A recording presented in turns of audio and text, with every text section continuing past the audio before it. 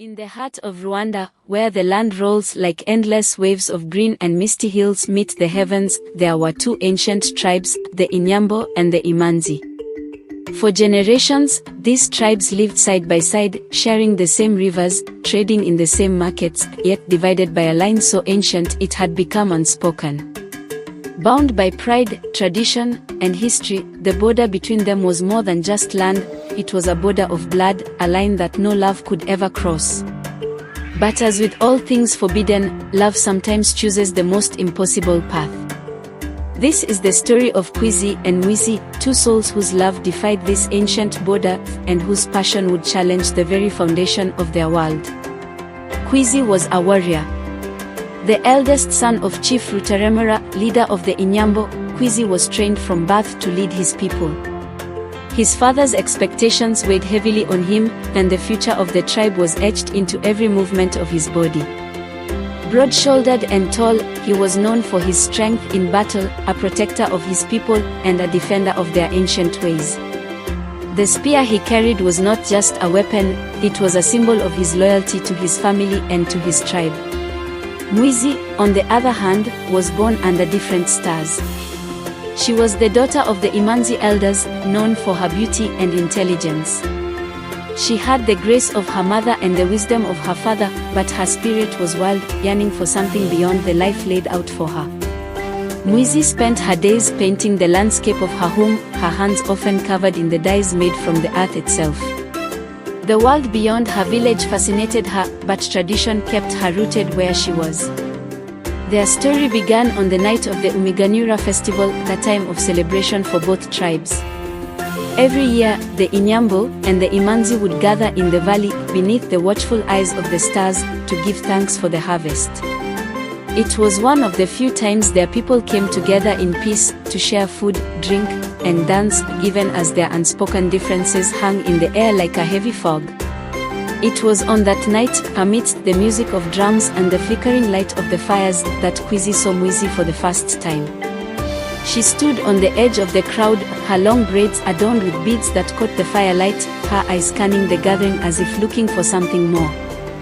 Kwezi, towering above the crowd, felt a pull towards her, a pull he could not explain.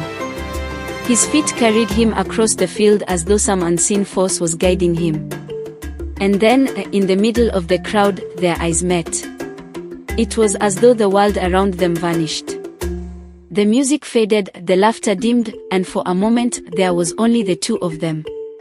Kwezi, dressed in his warrior's regalia, a man of honor and duty, stood before Mwezi, whose heart danced to a rhythm far different from that of her people. She had heard of Kwezi, the fearsome son of Chief Rutaremera, but never had she imagined he would look at her with such intensity. Their first words were cautious, veiled in the politeness of strangers, but beneath their conversation, something else was stirring. Days passed after that night, but neither could forget the other. Kwezi returned to his village, trying to focus on his responsibilities, but his mind drifted back to Mwezi. He would stand on the ridge overlooking the valley, imagining her there, painting or simply gazing at the sky. And Mwezi, in her quiet moments, thought of Kwezi, the way his eyes had softened when he spoke to her, the way he seemed so unlike the man the stories painted him to be. They began meeting in secret, far from the watchful eyes of their people. In the quiet of dawn, when the world was still wrapped in shadows, they would meet in a hidden valley between their villages. It was a place untouched by the conflicts of their tribes, a sanctuary where they could be themselves. Mwezi would bring her paintings, and Kwezi would share the stories of his people. They laughed, they dreamed, and for a time, they allowed themselves to believe that the world might let them be together. But love, like the seasons, cannot stay hidden forever. Rumors began to spread, whispers of a love that should not be. It wasn't long before Chief Rutaremera heard these whispers, and the news struck him like a blow to the chest. His son, the future of the Inyambo, consorting with the daughter of their ancient rivals. It was unthinkable. Kwezi's father confronted him, demanding the truth. Kwezi, always honorable, could not deny his feelings. He stood before his father, tall and unflinching, and declared his love for Mwezi. Rutaremara's face, once filled with pride, turned to stone. He had plans for his son, plans that would unite the Inyambo with other powerful families. Mwezi had no place in those plans. "You will forget her," Rutaremara ordered, his voice cold and final. But love, as powerful as it is dangerous, cannot simply be forgotten. At the same time, Mwezi's family grew suspicious.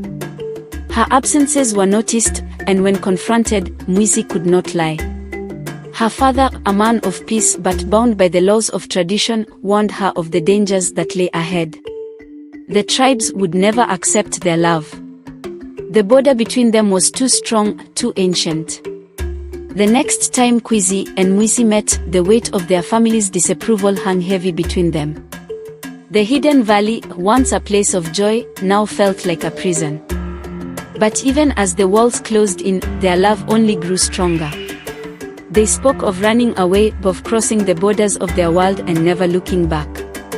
But they knew the cost of such a choice. Kwezi would lose his place in his tribe, his family, his very identity. Mwezi would be cast out, seen as a betrayer of her people.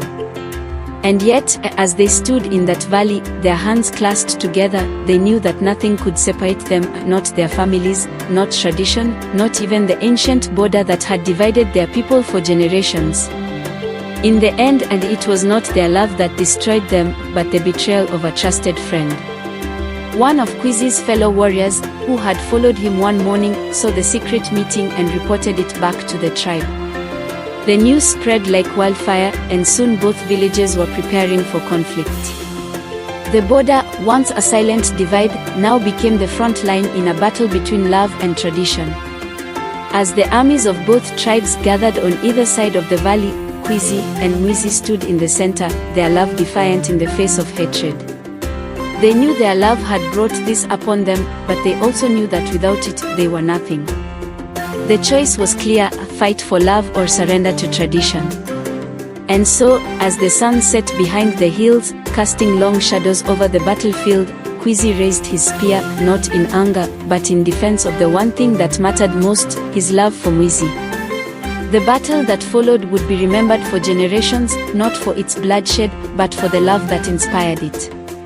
And though Kwezi and Mwezi's fate remains a mystery to this day, their story lives on in the whispers of the wind, in the songs of the hills, and in the hearts of all who dare to love beyond borders.